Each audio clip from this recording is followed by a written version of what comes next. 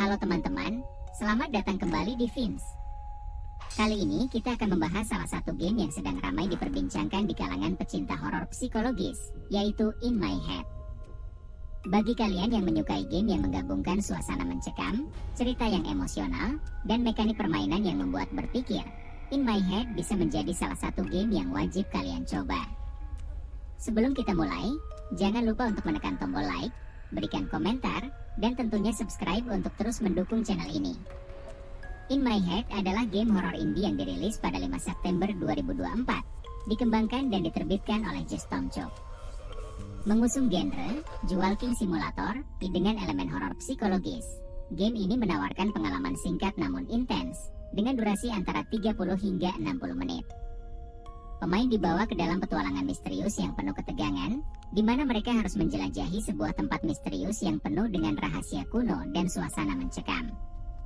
Dengan desain visual yang realistis, efek VHS yang khas, serta suara yang mendalam, game ini berusaha untuk menciptakan atmosfer yang menekan dan mengganggu pemain secara psikologis. Tentang game, In My Head berkisah tentang seorang karakter yang menerima kotak berisi foto-foto misterius dari sebuah tempat yang tidak diketahui. Bersamaan dengan foto tersebut, terdapat sebuah surat yang menyatakan bahwa di tempat tersebut tersembunyi artefak dari peradaban kuno. Pemain ditantang untuk menemukan keberanian dalam diri mereka dan memutuskan apakah mereka ingin mengejar artefak tersebut atau tidak. Plot ini memang sederhana, namun memberikan dasar yang kuat untuk atmosfer horor yang mendominasi permainan. Dalam setiap langkah yang diambil, pemain akan dihadapkan pada teka-teki visual dan auditif yang mengusik ketenangan mereka.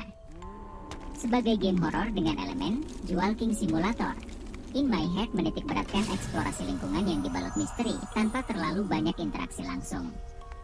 Pemain bergerak melalui lokasi-lokasi yang berbeda dalam upaya untuk menemukan petunjuk tentang artefak kuno yang tersembunyi di dalamnya.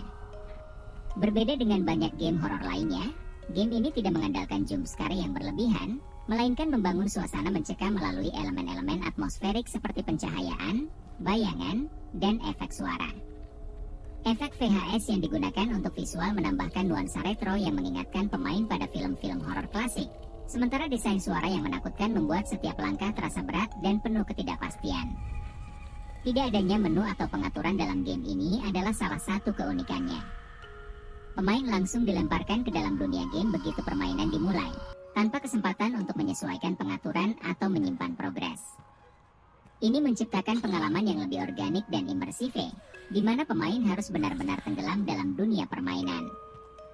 Untuk keluar dari permainan, satu-satunya cara adalah menekan tombol Alt F4 atau menemukan tempat tidur di salah satu kamar dan berbaring di atasnya, yang menjadi elemen unik dalam pengalaman bermain.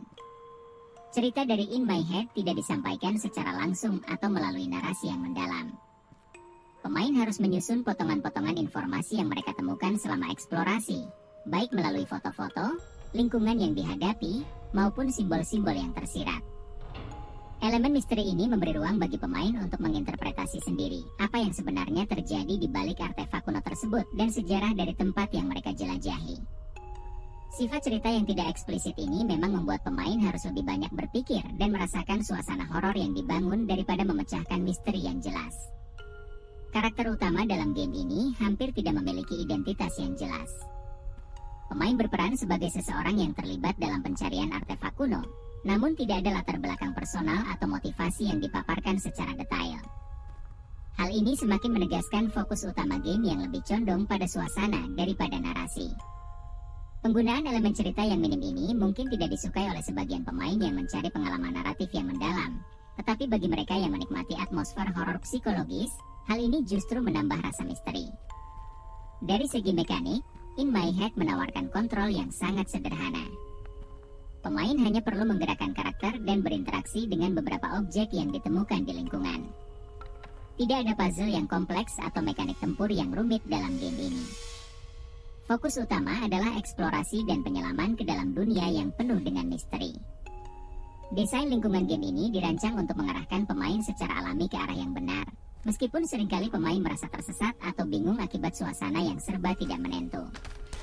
Desain game yang minimalis, baik dalam hal mekanik maupun interaksi, memungkinkan pemain untuk lebih fokus pada atmosfer horor yang dibangun.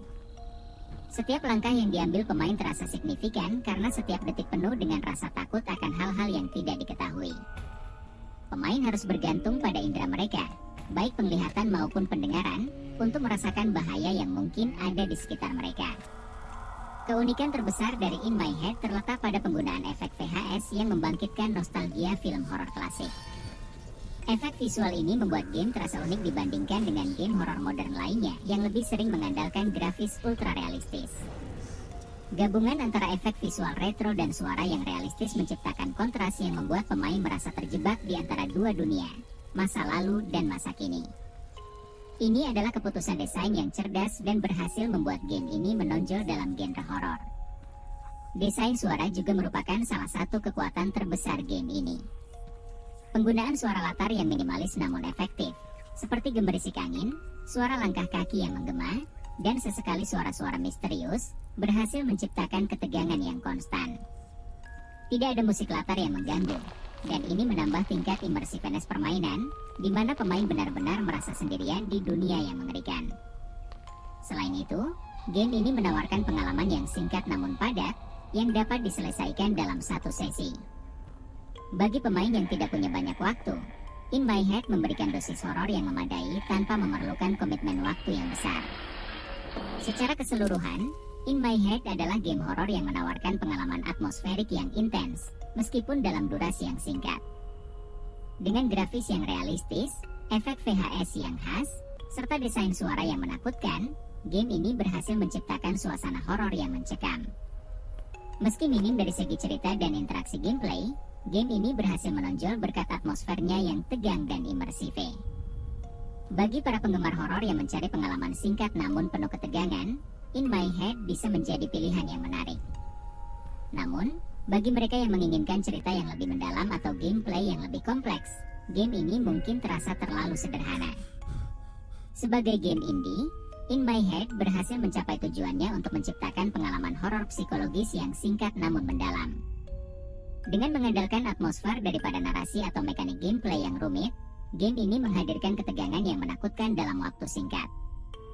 Meski tidak sempurna, In My Head patut diapresiasi atas pendekatan minimalis dan efektif yang diusungnya. Bagi para penggemar horor, terutama yang menyukai suasana gelap dan cerita yang tersirat, game ini layak untuk dicoba. Terima kasih sudah menonton video ini sampai selesai. Jika kalian menikmati video ini, jangan lupa untuk memberikan like, komen, dan subscribe agar tidak ketinggalan video-video review game seru lainnya.